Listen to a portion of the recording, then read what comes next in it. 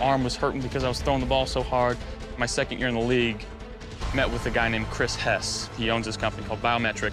The most influential person in my mechanical career of finding out how to do it the right way. And what I found was that my shoulder was basically rotating and beating everything else. My hips, my torso, the RPMs and the torque was putting so much pressure on my shoulder. Sand in your hair, the night is getting colder. Your head is on my shoulder. It wasn't there, so now he's got to throw it deep to the end zone. And Wake me. Comes through to be as snappy as possible. It's like the catapult almost, right? Where everything is, all that energy from your body is leaving the hand at this moment. Wherever my target is, I'm trying to get my arm to stay in that direction because I feel like that helps produce all my energy through my hand into the ball. I mean, there's a lot of talented guys in this league. I think Anthony Richardson, though, might have the biggest one. We'll see. Yeah. He talked arm strength, yeah. So Anthony Richardson is working with Josh Allen's throwing coach, mechanics coach this offseason. So let's talk about what the possibilities are for that. We some Indiana moves. We some Indiana moves.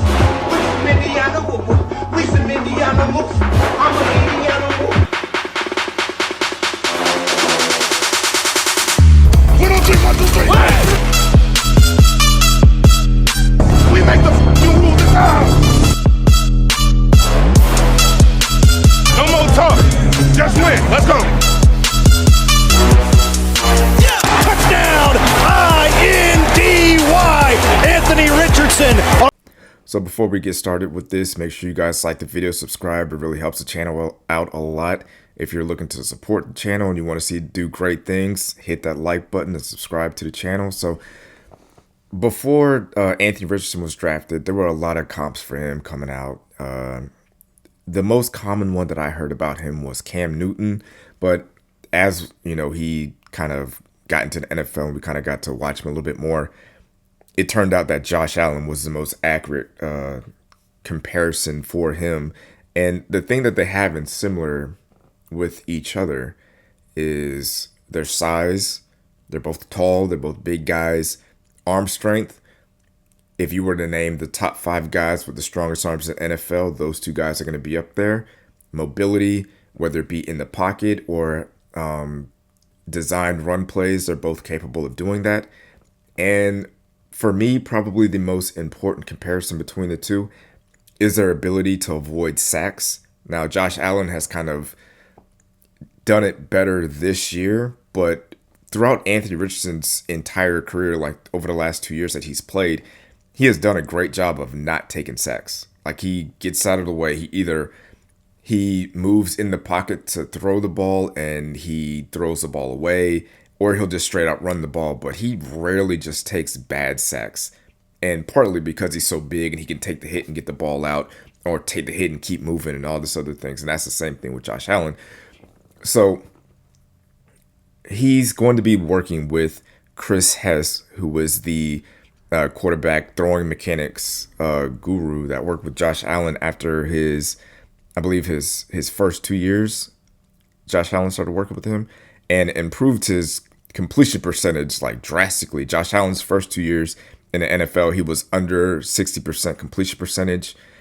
And then the very next year, he was a career high 69% completion percentage. Like that's almost a 10 percentage jumping point from 1 year to the next. And from that point on, he's been about like 65 to 68 on average throughout that season.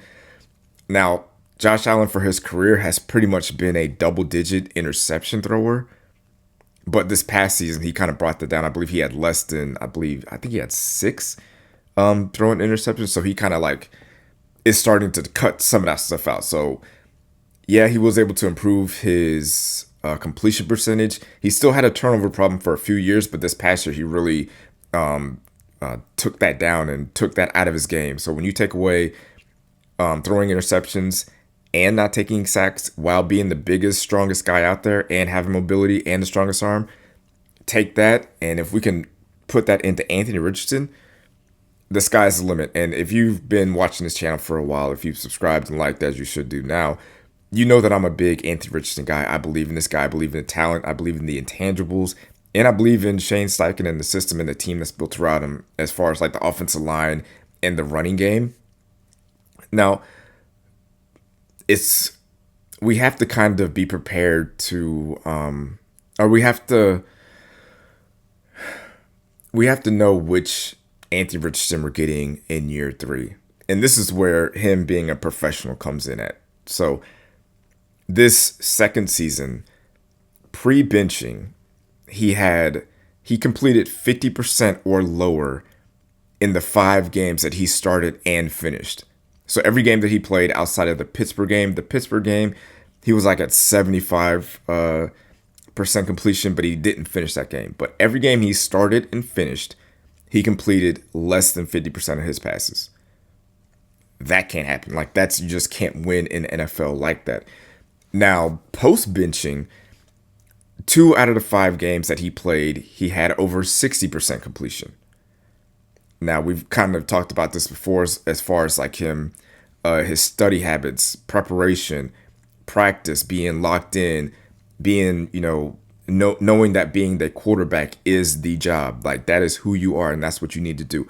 And on top of that, he had 2 game-winning drives against the Jets and the Patriots. So I think that was in a 3-week span. He had 2 game-winning drives where he had to use his arm. He used his legs also, but he specifically was able to use his arm to win those games for the Colts.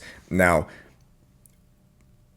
some of the completion percentage issues does have to do with the wide receivers kind of having the drops sometimes. Like there were a couple of games where like wide receivers were just dropping wide open passes, like from Michael Pittman to AD to Josh Downs, Alec Pierce even.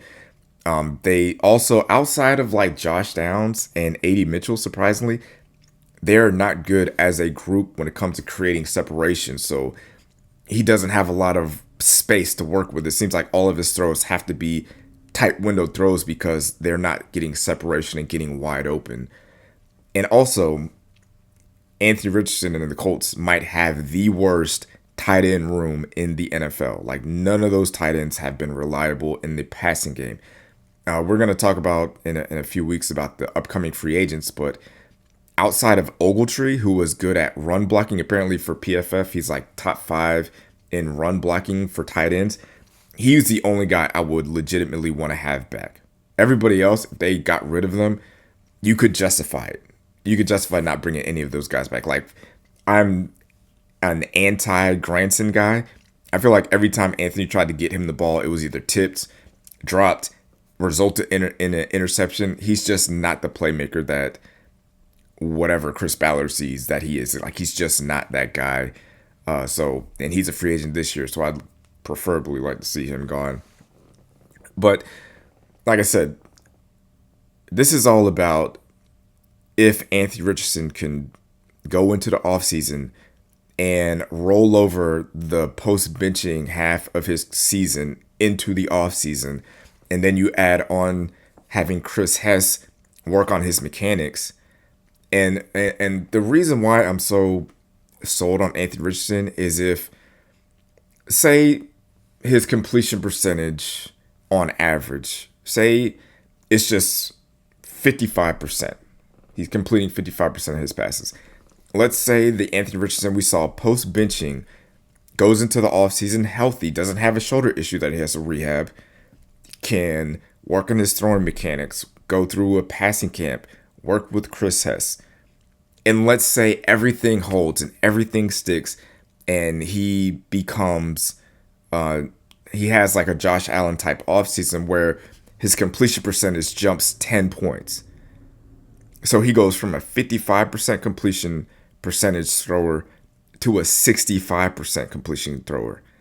Now, imagine what the Colts offense could be if Anthony Richardson is completing 65% of his passes with Jonathan Taylor in the backfield, with that offensive line, with hopefully a healthy Michael Pittman Jr., Josh Downs in the slot, Alec Pierce with the deep threat, and hopefully AD Mitchell developing in the offseason to become a reliable pass catcher.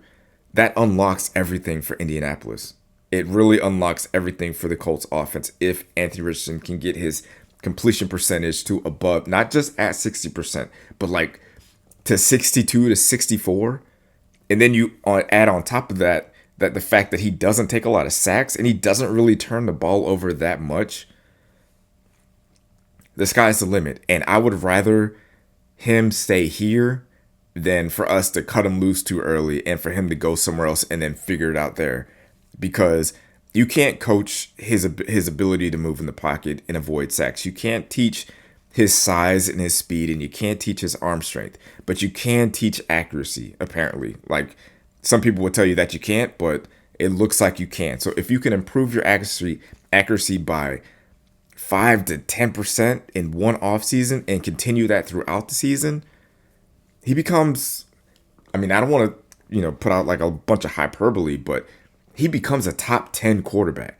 If Anthony Richardson can complete 65% of his passes, Anthony Richardson will be a top 10 quarterback heading into the 2025 season.